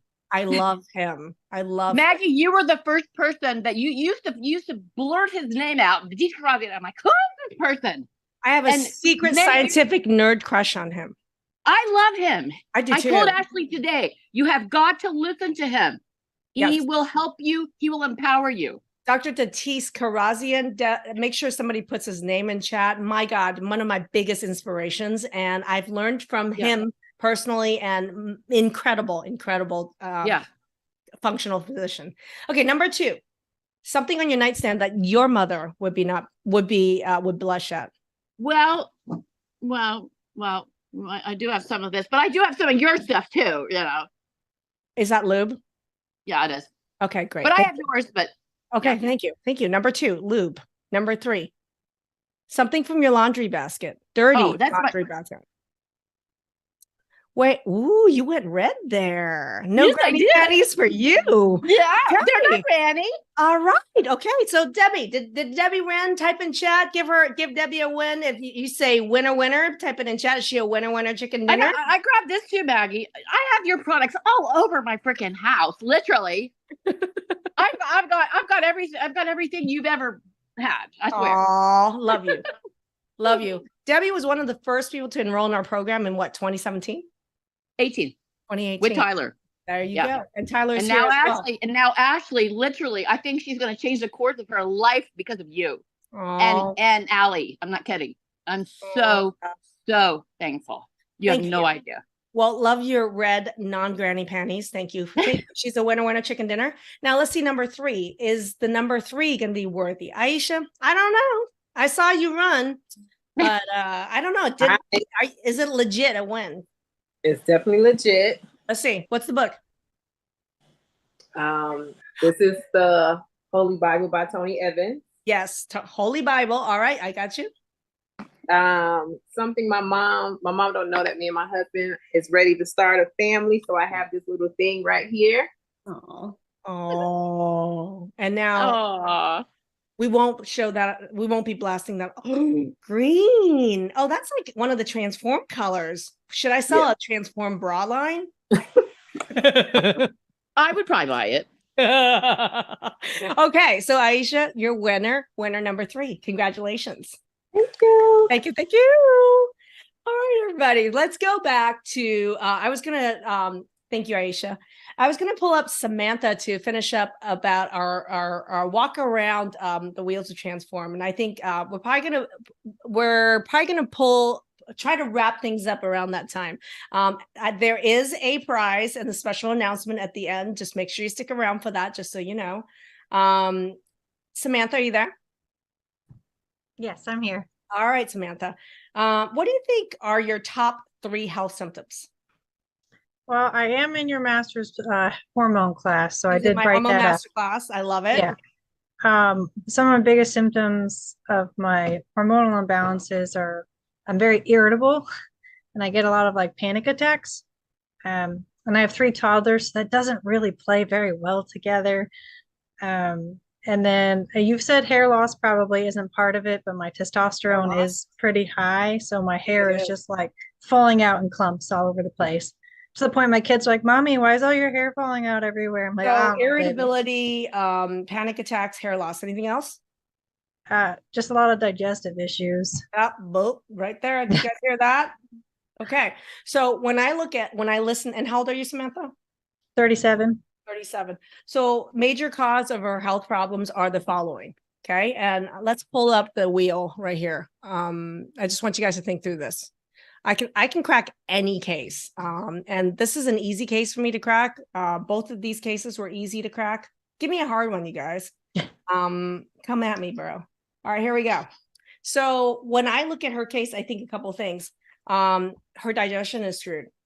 Okay. She obviously either, I wouldn't be surprised if it was a stomach acid problem, but definitely one or multiple steps are. What are your major symptoms that you say are digestive or gut symptoms? Oh, I have gut dysbiosis. So infection. What else? Yeah. I go from like constipated to diarrhea. Irritable bowel. And then I have a lot of food sensitivities, a lot of like histamine issues. I can't help but make this up. Thank you. That was one. Okay, there we go. I can't make this shit up. Number one is that her gut infection. Okay. If someone has multiple gut infections, didn't we already talk about how digestion, the gut health section of this, is every step in digestion is a defense against infection. Sorry. Ooh, sorry. Oh. Okay. Every single step in digestion is a defense against infection. So if someone has gut dysbiosis, whatever infection you have, does she have a digestion problem? Type in chat. Yes. Okay. Underlying cause digestion problem. Number two, I'm going to talk about how digestion problem is actually linked to why her symptoms are linked with food allergies and how does food allergy reactions play into this. Okay. So let's go into the food histamine slide. Okay. Visual learners, I bet this is a very simple explanation of a very complex problem that everyone needs to understand. Okay. So how many people have mast cell activation syndrome, histamine intolerance, a lot of food allergies? Type in chat. Me. Type in chat. Samantha's one of them. Okay. So in looking at this, okay, a mast cell is one of the white blood cells. Okay. And on these white blood cells are little receptors there. These little satellite looking things are receptors. Okay. And they're there to receive, what happens is if there's food particles that your body doesn't like, I'm not talking about the obvious anaphylactic stuff that you go to an allergist for. We're talking about food sensitivities and food intolerance that they cannot figure out. Okay. It would take hours to days for these symptoms to show up. So how the hell would you know it's the broccoli you ate 3 days ago? You wouldn't. This is why I had to create food mapping, because these things are hard to figure out. But let's say for this person, it's broccoli and sesame.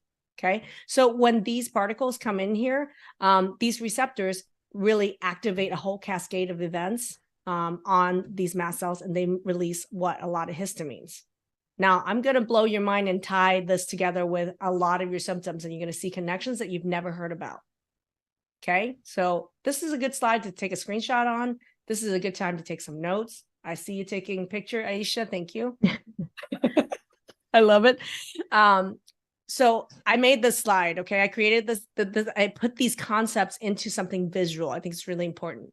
So a lot of people see these histamines and they think it's just an allergy problem. They think the histamine pathway only hits allergies.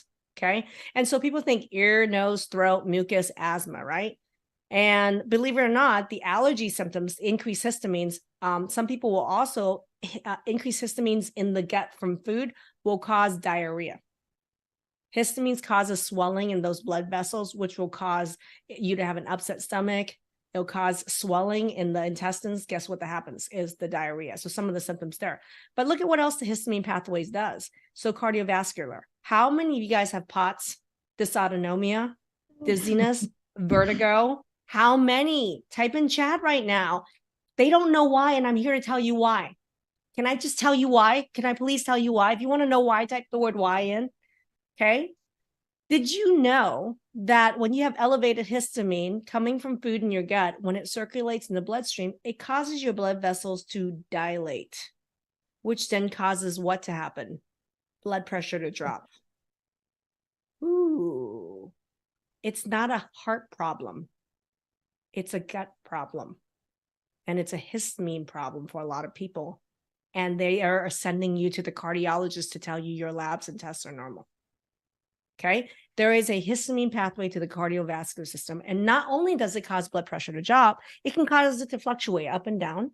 Even those of you with high blood pressure this can be a problem. It's not just low blood pressure, but it's also high blood pressure. And the other thing is, guess what happens when your arteries dilate? Your heart starts to try to pump more blood. So it goes through tachycardia, fast rate. How many of you have fast heart rate? And you know it's a response sometimes to eating food, and you can't figure out what those things are. Well, it's not in your head. You're not crazy, because there's literally a scientific pathway between histamine pathway and cardiovascular system. Boom. If you don't type boom in chat, you better do it now, because there will be no other doctor on the planet that's going to tell you this and tie this together. So the underlying cause of POTS is autonomia, dizziness for people, blood pressure changes, tachycardia is what? Can be food sensitivities that you have no idea about, that they dismiss as unreal. This is why I had to create the food mapping system for this purpose, because these are real, and the pathway is straight from histamine to cardiovascular. And guess what else it does? How many of you have skin disorders? How many of you have lichen sclerosis, psoriasis, seborrheic dermatitis, eczema, right? Samantha's raising her hand again. It's related to her skin issues. These histamines will cause all these problems with the skin. And then guess what? Inflammation. Histamine pathway causes the pro-inflammatory pathways for pain. Increases substance P, causing a lot of pain. So how many of you have nerve pain, neuropathy? How many of you have had joint surgery and joint pain? How many of you have TMJ, shoulder problems, right? Carpal tunnel. How many just hurts? How many of you have fibromyalgia? And you know it's related with food. Well, there's a direct pathway from food sensitivities to create histamines that directly causes pain to be worse. It's not just about your gut. This is about pain, people. Okay. And then let's go over here. Guess what? The histamine pathway causes pro-cancer pathways. So people who are chronically elevated in histamines with a lot of food sensitivities are what? At higher risk for almost every type of cancer. Because high histamines can cause increased cancer risk. So in all the fight for cancer, all the research for cancer, all the money's being thrown into chemotherapy and radiation and treatments for cancer. Why aren't we preventing it by removing food sensitivities from us and our children to prevent that cancer in the first place? Oh, we do. We do. I do. People I work with do. It's preventable. And then look at uterus. It increases estrogen. Data actually shows histamine causes increased estrogen and painful periods. Those of you who swear that food and your heavy periods are linked, certain times of the month, or, drinking alcohol related to worse hormonal symptoms, this or that, like there is a link between what you eat and the histamines and the amount of estrogen and other hormones your body's making and breaking down. So it totally impacts hormonal health. It's not a little thing, it's a big thing. All right. So histamine's related with, and so Samantha's story here, I'm tying it back. I'm bringing it back. Who wants me to bring it on home? If you want me to bring it on home, type bring it on home, right? What I'm going to tell you is it's not only her digestion, all right, that is causing poor digestion, poor fermentation, right? Could cause a lot of her hormone imbalances, right? But now the food allergies, digestion and food allergies are linked, and these food allergies are triggering her to have these hormonal symptoms, these allergy symptoms. She has skin issues, infection, right? And so I'm bringing it on home. They're all linked with a walk around the circle. And I didn't even go into central nervous system, people with histamines, with autism spectrum, ADD, depression, anxiety. And Samantha, you said some of your symptoms was anxiety and panic attack. I'm bringing it at home. Yeah. Related with digestion, related with high, low blood sugar, triggering anxiety. Now related with food allergies, food sensitivities causing what? Central nervous brain hormone changes. It can actually change your levels. Histamine can actually interact with your brain to change the levels of brain neurotransmitters like dopamine, norepinephrine, epinephrine, and serotonin. So,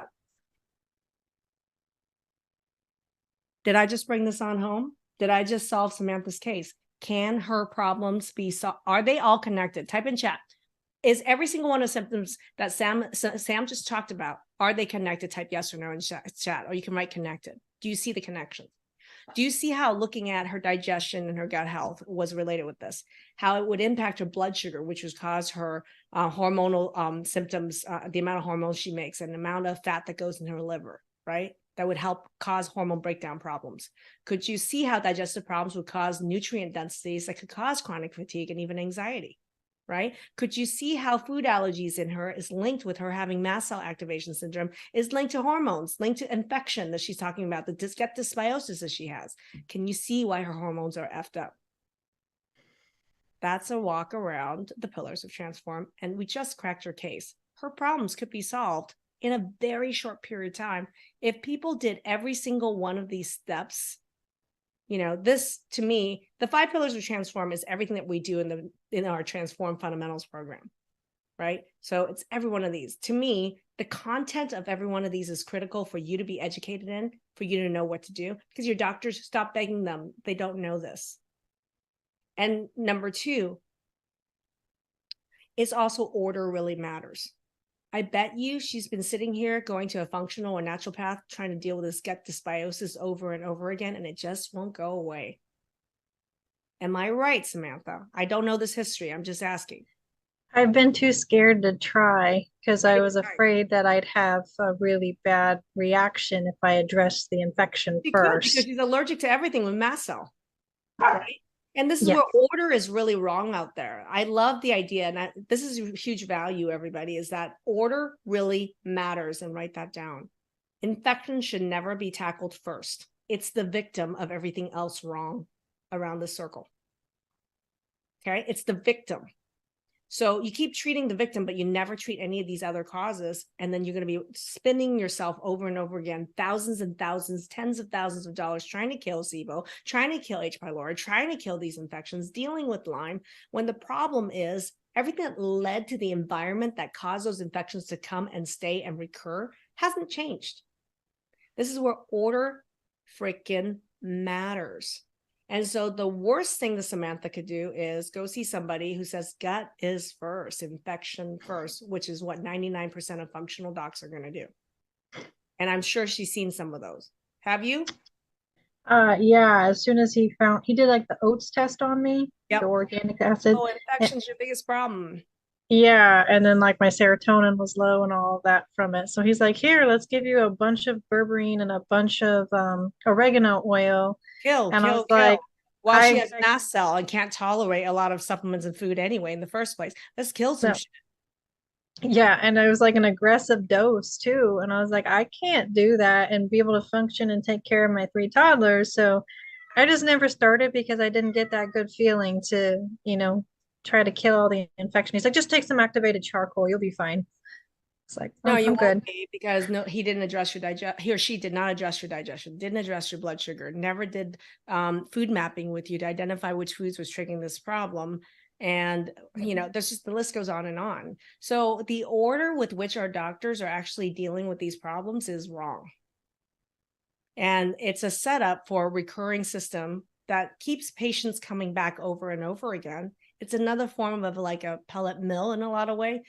Like I wish more people in my profession, like in functional medicine, did, but it's hard in a clinic setting versus what we're doing and you're in my hormone masterclass. I mean, I'm going to ask you, in just a short period of time, how much have you learned about how these dots all connected? What has been your experience learning in my hormone masterclass? Oh, it's insane. And then like I can go and help all these other people that are near me that are experiencing these things. I'm like, digestive enzymes, it's gonna be your best friend. And it really is helping them a lot. Yeah. So I've learned so much, and especially the blood sugar was really big for me because I don't have insulin resistance. I had PCOS, but I'm like, what is she talking about? Like, I don't have any blood sugar issues. I'm fine. I wasn't fine. I started to eat every 2 hours. And I'm a much nicer person now. And I'm not irritability. We came back full circle to end the bitchiness. Thank you. I love this. Oh, yes. I was not nice. People around you thanks you. They could thank you later. I love it. Yeah. So thank you, Samantha. Congratulations and thank you. Thank you. I appreciate it. That's a great case. Thank you for sharing. What did you guys learn from Samantha's case? What did you guys learn from that training? Like, listen, everybody. We've spent about an hour and a half together tonight. How much did you learn in the last hour and a half compared to all the education that you've done online or with all the doctors that you've ever met? This is what I call hyper learning. This is the style of learning and training that we provide in Transform in our programs and in our experiences. So, Samantha's in my Hormone Masterclass. We have the main Transform program. There is a secret program that's coming out. Do you guys want to know about the secret program that's coming out in December? Okay. I think you should share it, Dr. Maggie. And I just want to tell you that people are commenting, this is amazing. Someone even said I'm in tears because probably this is the first time that they've heard so much of this. Who is it? That was Lauren B said, I'm Lauren in B. tears. Do you mind? If you want to, if I would love to, because I want to talk about the feelings that people get when they see something this clearly. Because there's a lot of thought and stories around this. And Lauren B, if you don't mind coming on camera with me, I'd love to ask a couple questions if you're open. If you're not, no worries. And she's not alone. Ingrid actually said the same here. Also feeling the same way, very emotional about everything that they've heard tonight. Yeah. Ingrid, are you willing to unmute and come on with me? I want to ask you a couple questions because this is important. I think that when people start getting educated and they start seeing things that are like, I like to make hard things incredibly easy for people to understand. I also want people I teach in a way that connects things together so it makes sense and you don't memorize.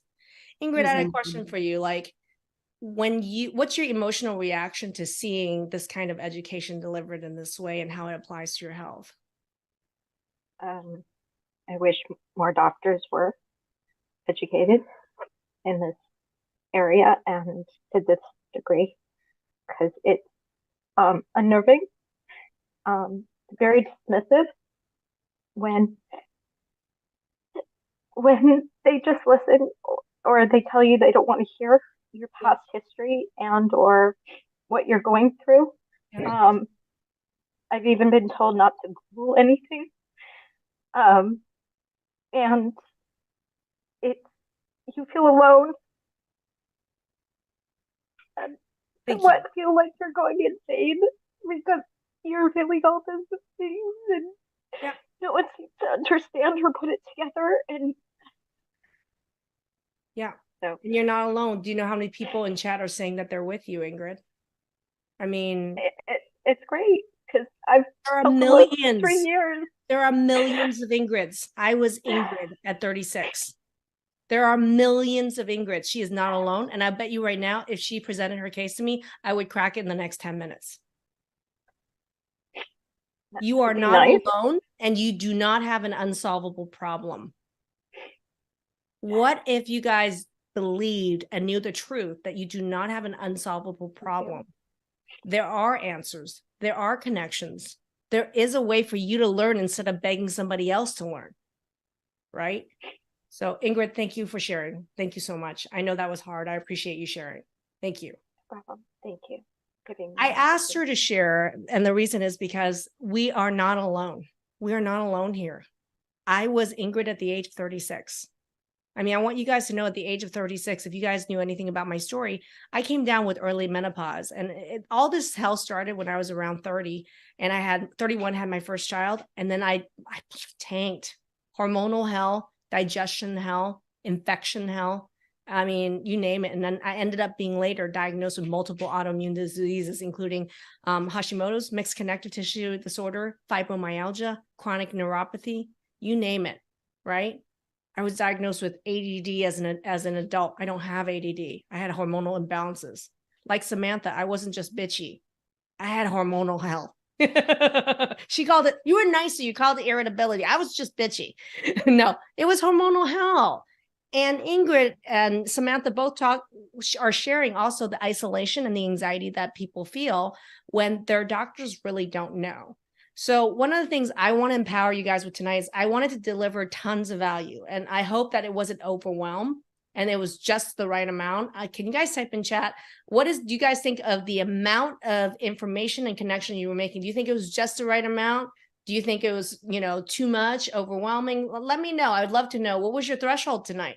How much were you able to learn in an hour and a half with me, right? How many connections did you make? How clear are you on what are some of the ways with which you can get out of this?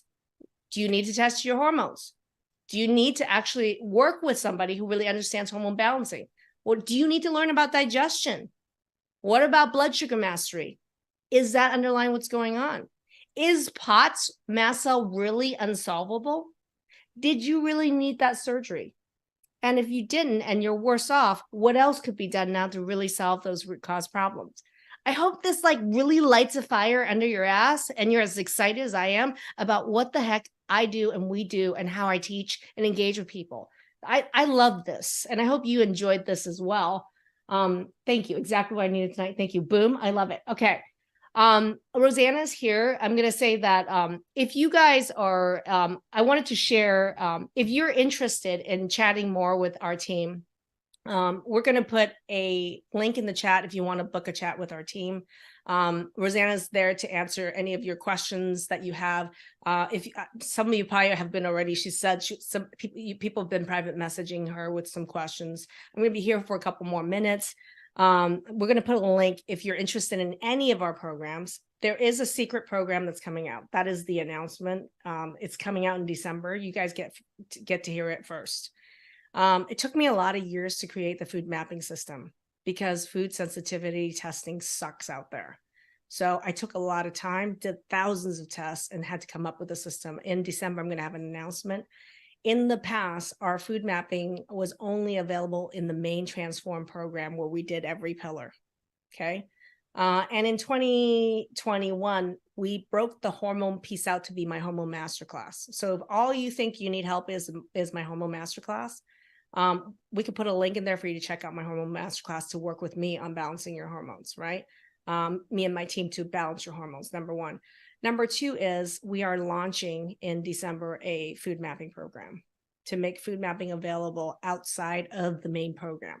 So I want to be able to meet people where they're at, depending on what they think, where they think their major health issues are. And I cannot deny that food sensitivity, food intolerances, histamine issues is the underlying cause of so many people's disease. And people need a reliable way to test and understand all these other connections that are part of it. It's not about just a test. It's about tests, understanding all these false positive, negatives, what's the right test, but it's also about how does it connect with digestive problems, infection problems, hormonal issues. It's a big thing. That's why it's a food mapping system that I created. We're going to be launching a program for food mapping in December. But we are pre-enrolling 30 people for our January start. So if you are interested in being one of the first group of 30, you can book a call with Rosanna. There's a link there. We're opening up 30 spaces for pre-enrollment for January, but I'm not announcing it to the public until December, just so you guys know. So you guys will have first dibs on that. I also there's already about maybe a half dozen to 10 people or so that are saying they definitely want to sign up and be a part of this new food mapping program. Dr. This is what I was just going to ask you about. Could you tell us a little bit about your book? You are an author now. Everybody is so excited for this. I can't wait. Much anticipated. Tell us a little bit about the book. And then I know you have another special announcement. Okay. So you guys are going to be gifted my book. So it's not being released about 2 to 3 weeks, just so you guys know. If you can mute that, that'd be really great. It's 8 out of the box ways to transform your health. And it is taking some of what I went through tonight, but I took my 27 plus years of practice as a family medicine physician, and then later as a functional physician in my own experience. I put it, what are the top 8 lessons? I put it in this book. It's the first in a series. It's going to be the 8 out of the box series, and there are books that are going to be following out, but it's the first one. You guys it will be probably released in about 2 to 3 weeks, but you guys will be getting advanced access to get a copy or a download. So we're going to be sending it out in an email to you guys. Everybody that registered, watch your email over the next 2 to 3 weeks, because as soon as we got that going, and we will be sending you an email with that gift. So I would love to gift you guys the book.